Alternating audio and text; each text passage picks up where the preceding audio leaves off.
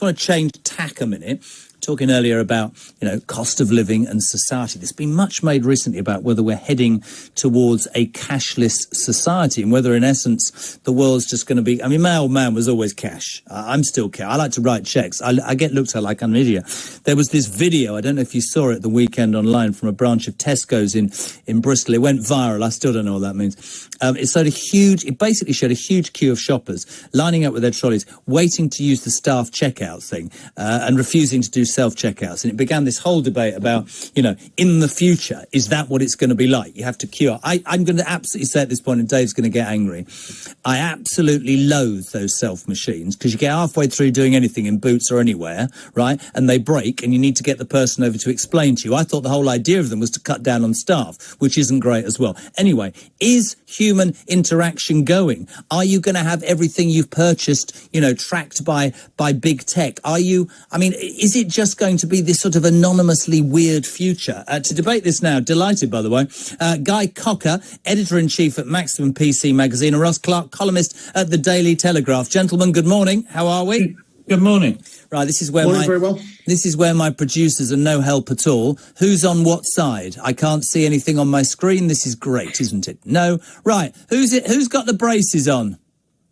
That's me, Ross. Good morning, Ross. How are we? I'm fine, thank you. And you're probably not surprised to know that I'm against self-service checkouts. Well, They're bloody useless, man. I have no objection to supermarkets having some of them, but what I do object to is when they try to phase out the manned checkout. So, the most extreme example is this Amazon Fresh and Easy, whatever it was called, experiment. And I think one or two of the British supermarkets have experimented it as well, where you have to shop with your phone. You can't actually do any shopping unless you have a smartphone. And, you go around the shop and it's supposed to automatically deduct money for what you buy, following around with cameras and so on. It's utterly horrible, because there are 1.3 million people in Britain who still do not have a bank account. Elderly people with special needs find it very, very difficult to use some of this technology.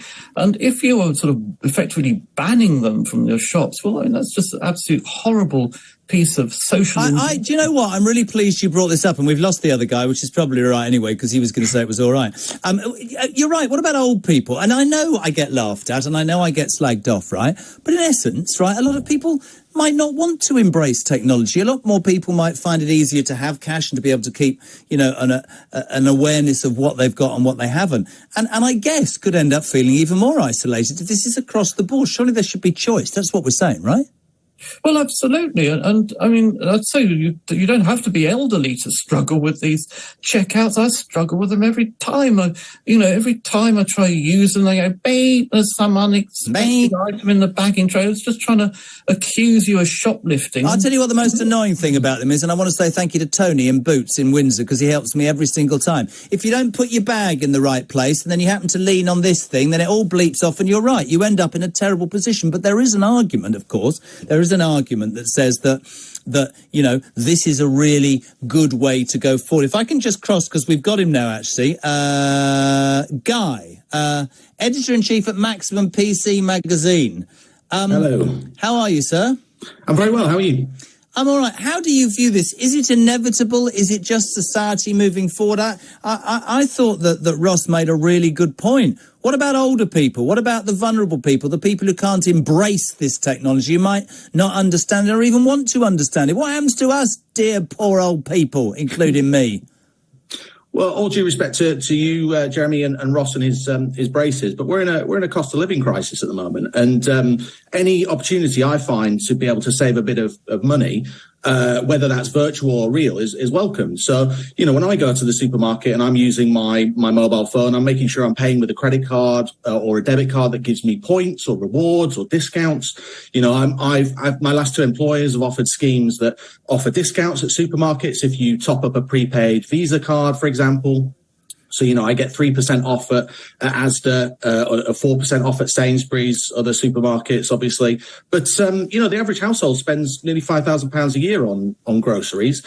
And using those sorts of discounts that are only available on cards, that can save £240 a year. Do you understand, Guy, the other argument that people are concerned that I don't know, everything is known about us and this is just another way of having your life monitored? What do you say to the people who moan about that? Yes, of course, if you want to live in a society where you're not tracked and your data isn't sold or monitored by tech companies or supermarkets or anyone else, then of course you can go along and you can not use a loyalty card and you can pay with cash. And that's an option for you. But, I think that if you're keeping all of your money in cash, we're living with an inflation rate of nearly 10%. So if you're keeping £1,000 in cash, that'll essentially be worth £900 next year. There's this big movement at the moment with this sort of hashtag cash stuffing where people take their salary, they break it down, £200 for groceries, £200 for entertainment, £200 for travel. And keeping your money in cash is fine, but that's a security risk. There's a chance that might get stolen. You might lose your it. Your cards can be stolen. Ross, what do you say? Well, I don't think many people just go and look at the interest you get on your bank account at the moment. You get nothing. I mean, your money in your bank account's going to be worth 900 quid in a year's time. I think what Guy describes there is particularly objectionable, where supermarkets are offering special deals only to people who are cashless.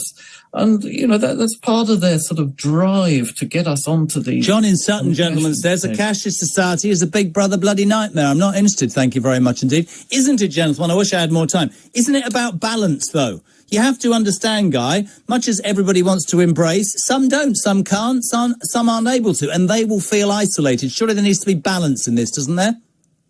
Yeah, of course. And I take, Ross, and your point that, people feel the cost of living crisis and they feel easier to budget with cash and spend a certain amount. But, the younger generation are not just decoupling from cash. They're decoupling from the banking system. Like Ross says, it's not offering them any interest on their savings. So they're moving into things like stocks and shares. They're moving into things like cryptocurrencies. Yeah, but with the greatest respect, when you talk about stocks and shares, I'm talking about people, right, who have only got a certain amount of money to pay their bills and buy their food every single week, and many of them, with the greatest respect, Guy, want to see what they've got rather than put it somewhere and forget about it. I don't know.